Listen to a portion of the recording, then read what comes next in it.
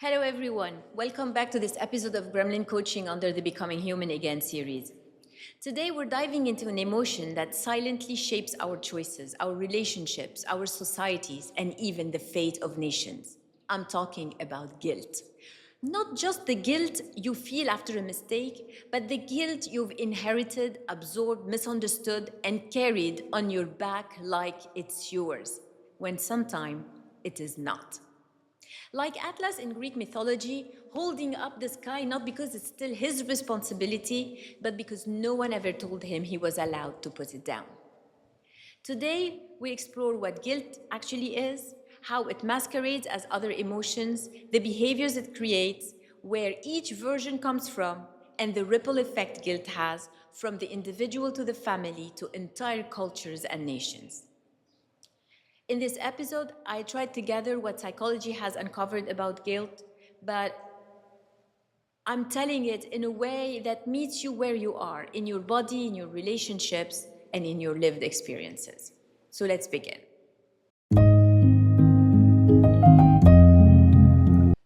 Guilt is the emotion that arises when you believe you violated your own moral code, harmed someone, or fallen short of your values. And in its healthy form, it functions as a social repair signal, an internal ping that invites accountability, apology, and change. In mythology, this is embodied by Orestes, pursued by the Furies not to destroy him, but to force acknowledgement and repair, illustrating that guilt was never meant to punish endlessly, but only to guide.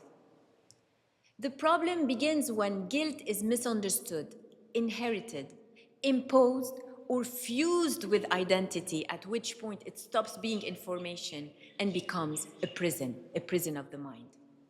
And this is the essential turning point of this episode. Much of what people call guilt is not guilt at all. It is another emotional state wearing guilt's face. So before we try to heal guilt, we need to recognize it accurately, because you cannot resolve what you misname. So let's begin by unmasking guilt's lookalikes, the emotional imposters that hijack our nervous systems and masquerade as morality.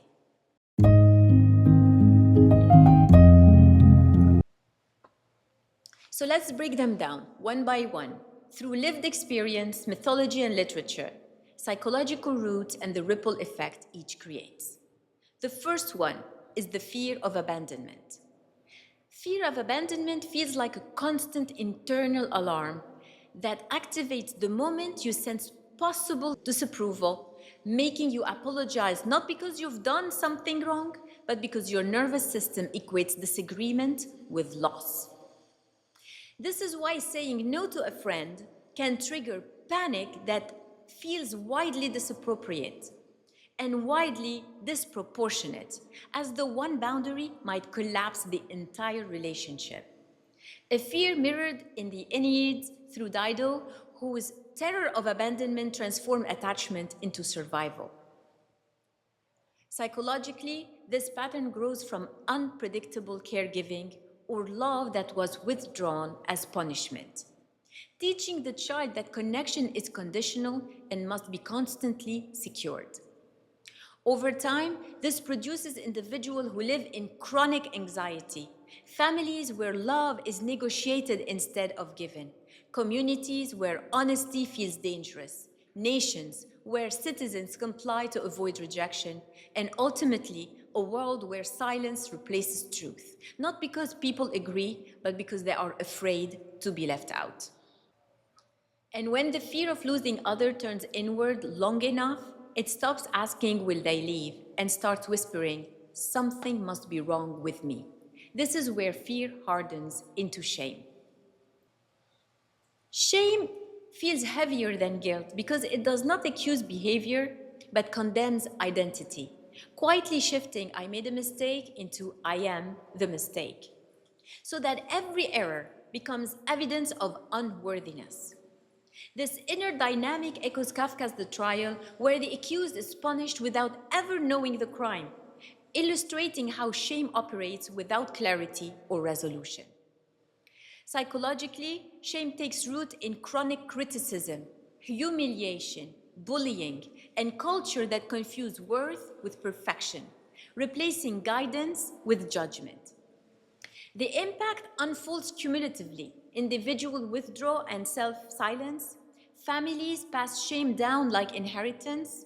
Communities normalize harsh judgment. Nations punish imperfection instead of learning from it.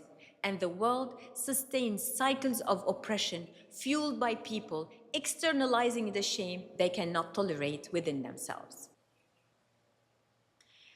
And when shame becomes constant, the mind tries to anticipate danger before it arrives, hoping vigilance might prevent exposure. This is where shame turns into anxiety. Anxiety disguised as guilt feels like responsibility for disasters that have not yet happened, trapping the mind in endless what-ifs that interpret neutrality as danger and silence as rejection. A simple unanswered message spirals into imagined harm, much like Cassandra's curse, foreseeing catastrophe everywhere while lacking the power to stop it. Psychologically, this pattern emerges from hypervigilance, trauma, perfectionism, and childhood environments when unpredictability trained the nervous system to anticipate threat. The consequence is individuals who burn out from overthinking, families where mistakes feel unsafe, communities that avoid risk, nations governed by fear-based thinking, and a world increasingly unable to imagine growth because it is too busy preventing imagined collapse. And when anxiety no longer tries to predict danger, it tries to prevent it by taking control. That's when vigilance turns into over-responsibility. Over-responsibility feels like carrying emotional weather on your back, believing that if someone around you is distressed, it must somehow be your job to fix it or prevent it. This is why a partner's sadness can trigger guilt, even when it has nothing to do with you. A dynamic symbolized by Atlas still holding the sky long enough after the danger has passed. Psychologically, this develops through parentification, emotional neglect, or growing up in chaotic homes where stability depended on your vigilance. Over time, individuals burn out under chronic guilt. Families organize themselves around one emotional pillar. Communities reward dependence instead of resilience. Nations strain their care system, and the world exhausts its caretakers, especially women, by normalizing self-erasure as virtue.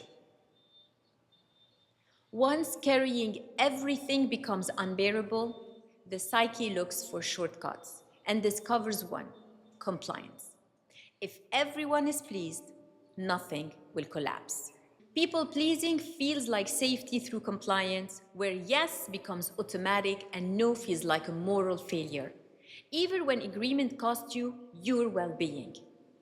This leads to a situation where you accept what you do not want simply to preserve peace, slowly erasing yourself like an inverted narcissist who disappears not from self-love, but from self-neglect. Psychologically, this pattern forms under explosive authority, punishment for dissent, or culture that prioritizes obedience over authenticity. The impact leaves individuals disconnected from themselves, families where need remain unspoken, communities that value surface harmony over truth, nations populated by passive citizens, and a world where injustice persists because resistance feels more dangerous than silence. When boundaries are abandoned long enough, the self dissolves into others, and guilt no longer belongs to one person, it becomes shared. Emotional enmeshment feels like the inability to locate where your emotions end and where someone else's begin, making you feel guilty simply for witnessing another person's distress. When a friend is sad and you feel personally responsible, you are reenacting the logic of tragic Greek families, where everyone pays for everyone else's fate. Psychologically, this emerges from family without emotional boundaries, trauma bonding, or growing up as the mediator who absorbed conflict to maintain peace. The long-term impact includes identity confusion in individuals, arrested development in families, groupthink in communities, culture that shame individuality at the national level, and globally, a conformity that suffocates psychological and creative evolution. When emotional boundaries dissolve completely, empathy turns into overload and care becomes pain. Empathic distress feels like bleeding when others bleed, confusing compassion with responsibility and connection with obligation. This is why witnessing suffering can provoke guilt rather than care, a pattern reflected in Dostoevsky's deeply empathetic characters who feel everything yet collapse under the weight of it. Psychologically, this develops from high empathy combined with trauma and emotional hyper-attunement learned for survival. Over time, individuals experience compassion fatigue. Family reverse roles as children absorb adult pain. Communities burn out their helpers. Nations see care professions collapse, and the world becomes emotionally flooded, while simultaneously losing its capacity for sustained care. When exhaustion replaces feeling, duty steps in where choice once lived. Obligation-based guilt feels like betrayal of others simply for choosing yourself, where breaking a role is treated as moral failure rather than growth. Feeling guilty for giving priority to your own life mirrors Antigone's dilemma, trapped between imposed duty and inner conscience. Psychologically, this guilt is shaped by cultural norm, religious conditioning, gender roles, and rigid family loyalty systems.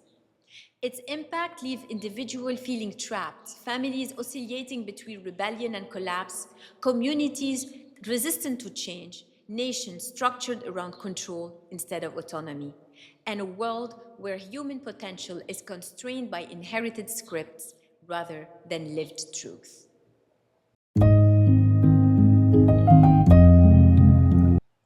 When guilt is misinterpreted, people lose their voice, their autonomy, their authenticity, and their emotional freedom. And this loss spreads outward like a wave. Families become tangled in emotional debt. Communities normalize silence. Nations reward conformity over courage, and the world grows more anxious, divided, and less human. In this way, guilt ceases to be a teacher and becomes a cage of the mind.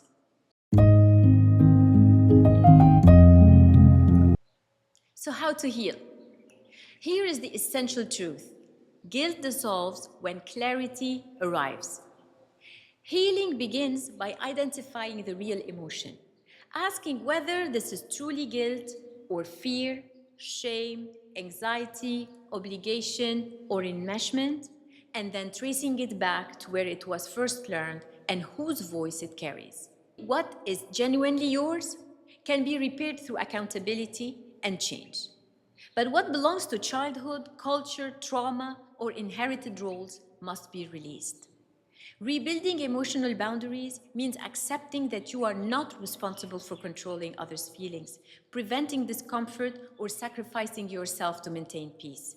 And finally, healing requires reparenting the inner child by offering the permission that was never given. Your needs matter. You are allowed to say no, and you are allowed to be human. Today, we explored guilt, not just as an emotion, but as an entire ecosystem that shapes individuals, families, societies, and nations. If you have lived apologizing for existing, shrinking to keep peace, or carrying weight that was never yours, let this episode be a reminder. Guilt is not your identity. You are not responsible for the world's emotions, and your life belongs to you. And when individuals reclaim themselves, families heal, communities awaken, nations transform, and the world becomes human again. Thank you for listening to this episode of Becoming Human Again.